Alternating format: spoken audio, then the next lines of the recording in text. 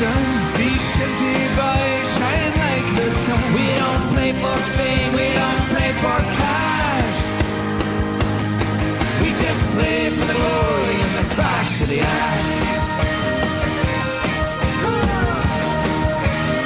What's going on? It's Ash here coming at you today in Clash Royale. How you guys doing? Happy balanced day. Today I am joined by the ladder great himself. It is Pompeyo. I promise you guys this episode bringing you the top ladder replays of Pompeyo from last season. Now I hesitated if I wanted to upload this because it does include two cards that were nerfed. The Balloon, now that can be knocked back by Fireball, and the Inferno Dragon. But I actually reached out to Pompeyo getting his thoughts on the deck, and he's still gonna run with it, guys. So I figured I'd bring it to you. I promise to bring it to you guys. I'm working on so much content right now.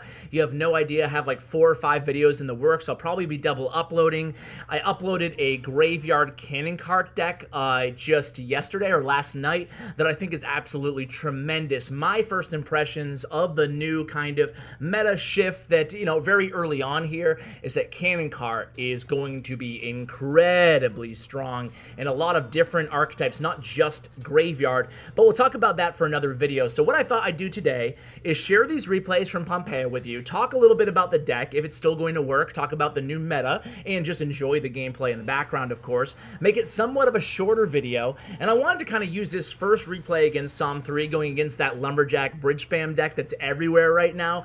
I wanted to take this replay and kind of cover some Clash Royale news. I know it was the weekend, and some of you guys might need to be caught up, so I thought we'd kind of have fun with this video, enjoy the gameplay from Pompeyo, and at the same time talk a little bit about what's going on as all the pro players for the most part in EU and North America are traveling to the United States, starting to settle into their team houses, and they've been very vocal on social media, mainly about ladder. And I wanted to throw the question to you guys: how do you feel about ladder? How do you feel about this ladder inflation? No doubt a bunch of you guys, my viewers, have achieved new personal best trophy counts, and I congratulate you all. I feel like a lot of comments the last few days are you guys hitting a new trophy best. By the way, I found a new favorite deck in the game that I've never seen anything like. I'll be sharing that probably next video or the one after, but I didn't have time to push over the weekend, but I did climb to 5,500 really quickly with that new deck at the end of last night, in between, you know, taking care of Charlie and just trying to enjoy some family time, you know. But anyway, guys, what do you think of ladder? I want to go ahead and throw a couple screenshots on the screen right now. We have a few players kind of complaining about ladder. Ace starts out things by saying, everybody says it, we need 2-week seasons. With the new reset system, reaching 6,400 trophies is easily obtainable. I'm not sure if it's easy, Ace. Maybe to you, bro. Under the 4,600 system, it's not possible in 2 weeks. Now people are reaching 7K, which really should not be happening on ladder. Furthermore, we have C. McHugh weighing in. He said, C. McHugh says, how to fix ladder. 4,000 plus starts a new mode, ranked play. 1 minute ban draft period for each game. 2 minutes to build your deck. Eliminate 1 deck wonders. So it sounds like maybe that's a shot at Pompeyo. Not really, because I know that he was actually rooting Pompeyo on. But I think a lot of the players on ladder are worried about people sniping at the top of ladder. Now, this doesn't affect me. It doesn't affect 99.9% of you guys, so we won't spend too much time on it. But I thought I'd fill you in. Again, going back to C. McHugh and a lot of other pros, I won't share all the screenshots, tweeting about how Pompeyo was sniped at the end of the season on ladder. Mini Minter, C. McHugh, a lot of players just basically saying crazy how many people start using mortar bait when they see Pompeyo online. Ladder needs a rework. A lot of people just waiting to see Pompeyo is online and ready to battle, and then either running a mortar or 3 musketeer deck, 2 decks that really do well against the deck that you're seeing right now in the background. So what do you guys feel about that? Is it something that you just don't care about? You know, the top of ladder, who really cares, right? I mean, I do care because I like to see the game balanced, and I have all these players on the channel, so I like to see things as fair as possible up there. But, you know, moving on to other news, we also saw that in today's maintenance break, Clash Royale switched up the Clan War Collection Day game modes. So we now have Mirror Battle, Rage Battle, which I'm a huge fan of. It's fun. You guys like that mode? I think it's really fun.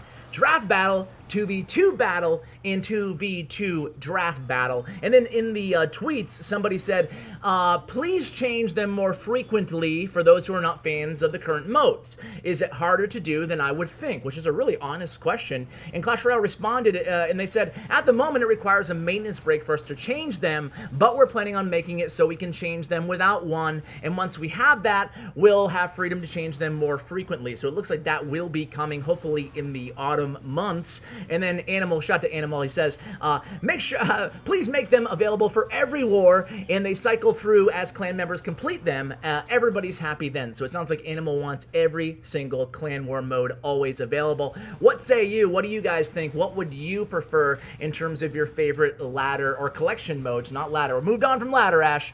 What do you guys think? I kind of like the idea of having them all rotating in more than just one tournament level standard mode at a time, meaning a couple drafts, a couple, I still don't see, I don't want to go on a tangent, but I still don't see how, you either have one foot in or you're all in, right? So to me, if you're already going to allow people to have one or two tournament standard modes in collection day, you've already made that decision, then why not just make all of them tournament level standard, I mean, it's not like, I don't know. Hopefully you guys get the point I'm trying to make there. But anyway, guys, let's go ahead and focus on Pompeyo's amazing gameplay here against Lolo Rob, who I've had on the channel a couple times before. He's infamous, or famous, however you look at it, for this Graveyard Freeze deck. He switched it up a little bit. He used to run no bowler, but he's added bowler back into it this season, and he's just a really great player, and he actually strikes first here. So let's see how Pompeyo deals with this Splash Yard push. It's going to be the freeze coming down, freezing basically everything there, but Pompeyo has that tombstone and unfrozen, and it just does a very, very good job just kind of, spawning those skeletons and doing a great job kind of mitigating the damage of the graveyard. It's not going to counter the graveyard, but it's going to mitigate some of the damage, but he does take about 1,000 damage to that right tower. So the great Pompeyo is a little bit down here, and I just gotta say, guys, a lot of you have asked me to do a ranking of the ladder players, of the best ladder players of all time. I'm not sure I want to go ahead and make a whole video just for that, because I can do it really quickly for you guys right now. I would say that it's really close between Guanek and Pompeyo for number 1 and 2. It's really a coin flip, but we'll go with Pompeyo because I think he's finished more times higher in aggregate than Guanek, but either way, you can't go wrong with either of those two players, 1 and 2. And then number 3, maybe you go with somebody like Samuel, who's just consistently done it since the beginning of ladder, ranked very high on ladder, but you definitely have to be looking at those 3 guys. And then there's so many names who do very, very well in ladder. I have to go look at the stats and see, okay, who is who here, but of course the specialists. So I would also include, on top of Pompeyo and obviously Guanek, I would have to include Bochum, and Jack on that list as well. So I guess that would be my top 5 in no particular order. So Jack and Bochum, Pompeyo, Samuel, and Guanek. Who do you guys think? Is there somebody that I'm leaving off who you're a big fan of on ladder? Let me know in the comments below. I'm throwing a lot of questions at you guys today, but again, kind of a shorter video, just kind of update you on the news because, this is actually probably a great time to talk about the state of Inferno Dragon and the state of Balloon. So as you guys know, the Fireball and the Giant Snowball will now not only knock back the Balloon, but will also knock back and reset the Inferno Dragon, even if the Inferno Dragon is still in range of its target. And that's actually a pretty decent nerf to the Inferno Dragon. He also saw a range decrease from 4 tiles to 3.5 tiles. However, I do not think either of these cards are going to be dead, and neither does Pompeyo.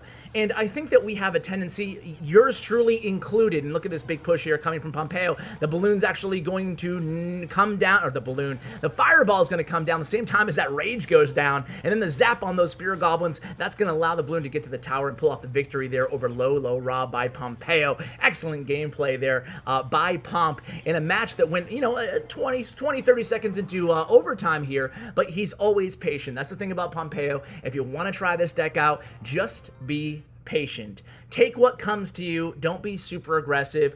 find out which air counters your opponent has in hand, and then wait till they're out of cycle, wait till they're out of hand, or wait till you have a good enough elixir to have a good answer to them. So if you know they're going to drop that minion horde against your balloon, just wait till you have the 9 elixir or the 8 elixir so you can cast that fireball reactively once the minion horde comes down. You know, that's a very simple explanation, but that's what you want to be doing in this deck. You don't want to be forcing the issue with the balloon. You'd rather just set up with the tombstones, defend, and then use that miner and the balloon when the opportunity arises. Now back to the Inferno Dragon and the balloon, I think that we have a tendency, again, myself included, to overreact to these minor buffs or just small buffs and nerfs, and even bigger ones. I think that sometimes we're just like, this card is dead. Like Mega Knight, right? Everybody said at the beginning of last Mega Knight wasn't going to be any good. The buff didn't go far enough, but at the end of the season, we saw quite a few players rattling off 12 wins with Mega Knight, that Mega Knight Ewiz deck, and we're still seeing Mega Knight actually used, and the usage rate continues to slowly creep up.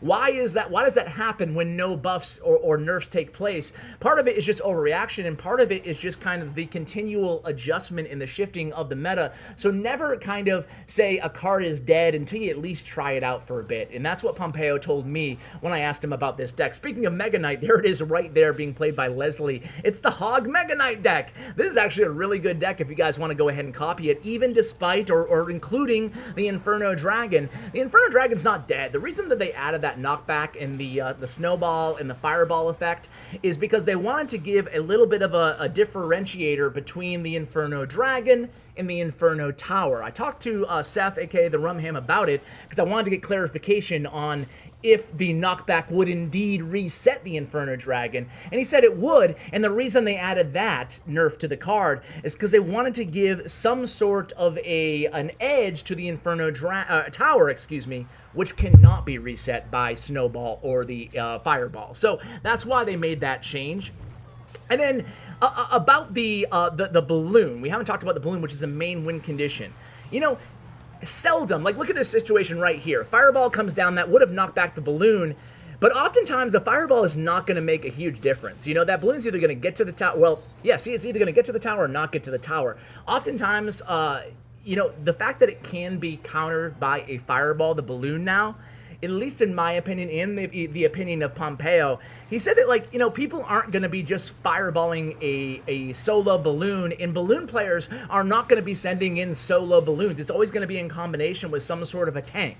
So generally, if your opponent is wasting a fireball just on a balloon, which won't kill it, it will just knock it back, as long as it has a tank, it's not that bad of a thing, you know? So I think that Balloon will still be okay. I don't think that Lava Hound is dead either. Would love to get your opinions on this, especially if some Lavaloon players are out there and have played already today. Let us know in the comments. Maybe you think otherwise. But me, I think maybe it took a little bit of a hit, the archetype, Balloon and Lavaloon, but I definitely think it's still viable. I don't want to overreact. So guys, I hope you enjoyed this gameplay. I'll include a replay or two that I didn't show you guys from Pompeyo's final push there. He didn't finish number 1, by the way. I should have probably let off by saying that. It was actually Lucas Gamer, but the replays are wiped as soon as the balance changes go into effect, so I had to pre-record this last night before I went to bed.